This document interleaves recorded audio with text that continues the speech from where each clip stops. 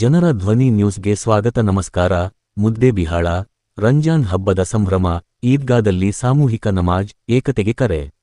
ಮುದ್ದೇಬಿಹಾಳದಲ್ಲಿ ಪವಿತ್ರ ರಂಜಾನ್ ಹಬ್ಬವನ್ನು ಶನಿವಾರ ಭಕ್ತಿಭಾವ ಹಾಗೂ ಸಂಭ್ರಮದಿಂದ ಆಚರಿಸಲಾಯಿತು.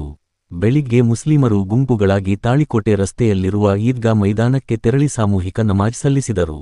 ಇದಕ್ಕೂ ಮೊದಲು ಮಹಿಳೆಯರು ತಮ್ಮ ಮನೆಗಳ ಸುತ್ತಮುತ್ತಲಿನ ಮನೆಗಳಲ್ಲಿ ಪ್ರಾರ್ಥನೆ ಸಲ್ಲಿಸಿದರೆ, ಪುರುಷರು ಬಡಾವಣೆಗಳಲ್ಲಿರುವ ಮಸೀದಿಗಳಲ್ಲಿ ಕಿಲ್ಲಾದ ಜಾಮಿಯಾ ಮಸೀದಿಗೆ ಸೇರಿದರು.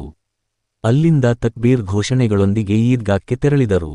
ಈದ್ಗಾದಲ್ಲಿ ನಡೆದ ಪ್ರಾರ್ಥನೆಯ ಬಳಿಕ ಜಾಮಿಯಾ ಮಸೀದಿಯ ಇಮಾಮ್ ಹಾಗೂ ಖತೀಬ್ ಮೌಲಾನಾ ಮುಫ್ತಿ ಅಫ್ತಾಬ್ ಆಲಂ ಮಾತನಾಡಿ, ರಂಜಾನ್ ಹಬ್ಬದ ಸಾರಾಂಶವನ್ನು ವಿವರಿಸಿದರು. ಸಮಾಜದಲ್ಲಿ ಏಕತೆ, ಸಹೋದರತ್ವ ಮತ್ತು ಪರಸ್ಪರ ಸಹಕಾರ ಅತ್ಯಂತ ಮುಖ್ಯ ಎಂದು ಹೇಳಿದರು. ಒಳಜಗಳಗಳನ್ನು ತೊರೆದು ಶಾಂತಿ ಮತ್ತು ಸೌಹಾರ್ದತೆಯಿಂದ ಬದುಕುವಂತೆ ಕರೆ ನೀಡಿದರು. ಮಕ್ಕಳಿಗೆ ಧಾರ್ಮಿಕ ಹಾಗೂ ಪ್ರಪಂಚಿಕ ಶಿಕ್ಷಣ ನೀಡುವ ಅಗತ್ಯವಿದೆ ಎಂದು ಒತ್ತಿ ಹೇಳಿದ ಅವರು, ಬಡ ಹಾಗೂ ಪ್ರತಿಭಾವಂತ ಮಕ್ಕಳಿಗಾಗಿ ಸ್ಥಳೀಯ ಮಟ್ಟದಲ್ಲಿ ಸಹಾಯ ಸಮಿತಿಗಳನ್ನು ರಚಿಸಿ ಜಕಾತ್ ನೆರವಿನಿಂದ ಅವರನ್ನು ಉನ್ನತ ವಿದ್ಯಾಭ್ಯಾಸದತ್ತ ದೂಡಬೇಕು ಎಂದು ಸಲಹೆ ನೀಡಿದರು. ಶಿಕ್ಷಣದ ಕೊರತೆಯಿಂದ ಸಮುದಾಯದ ಪ್ರತಿನಿಧಿತ್ವ ದುರ್ಬಲವಾಗುತ್ತಿದೆ ಎಂಬ ಆತಂಕವನ್ನು ವ್ಯಕ್ತಪಡಿಸಿದರು.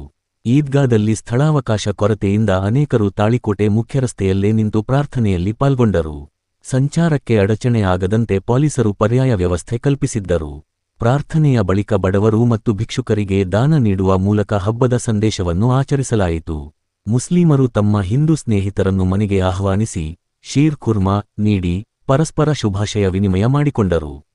ಈ ಸಂದರ್ಭದಲ್ಲಿ ಅಲ್ಲಾಭಕ್ಷ ನಾಯ್ಕೋಡಿ, ಅಬ್ದುಲ್ ಜಬ್ಬಾರ್ ಗೋಲಂದಾಜ, ಹಾಜಿಸಾಬ ತೆಗ್ಗಿ, ಬುಡಾನ್ ಸಾಬ್ ಸುತಾರ,